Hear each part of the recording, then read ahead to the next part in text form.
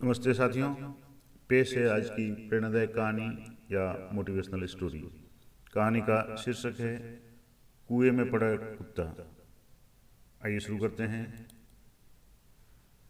Motivational कहानी। एक बार एक गांव में पंचायत लगी थी।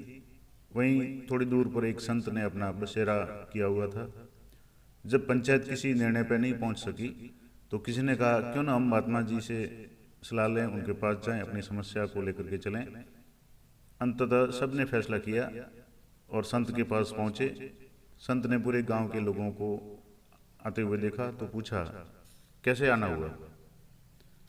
तो लोगों ने कहा, महात्मा जी, गांव भर में एक ही कुआं है और कुएं का पानी हम पी नहीं सकते, बदबू आ रही है, मन भी नहीं होता पानी पीने का। संत ने पूछा, क्या हुआ, पानी क्यों नहीं पी रहे हो? लोग बोले, 3 कुत्ते लड़ते लड़ते उसमें गिर गए थे, बाहर नहीं निकले और उसी में मर गए। अब जिसमें कुत्ते मर गए हो उसका पानी कैसे पिए? महात्मा जी, संत ने कहा, एक काम करो, उसमें गंगाजल डलवाओ। तो कुएं में लोगों ने 8-10 बाल्टी गंगाजल छोड़ दिया, फिर भी समस्या जस की तस रही। लोग फिर अगले दिन संत के पास पहुंचे। अब संत ने कहा कि भगवान की पूजा करवाओ। लोगों ने कहा, ठीक है। लोगों ने अगले दिन पंडित जी को बुला करके भगवान की पूजा कराई, फिर भी समस्या जस की तस बनी रही।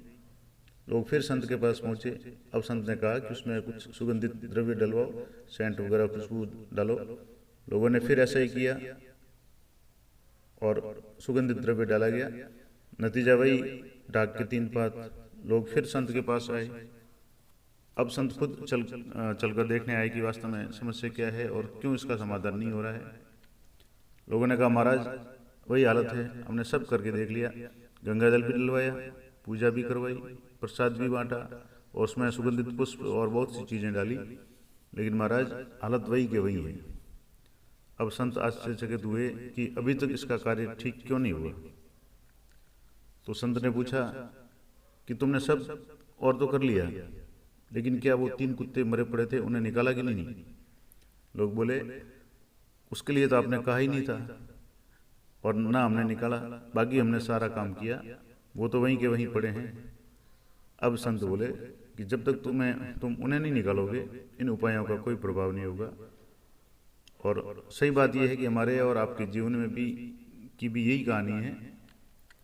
इस सरी नामक गांव के अंतःकरण में कि कुएं में ये काम क्रोध लोभ के 3 कुत्ते लड़ते लड़ते गिर गए हैं।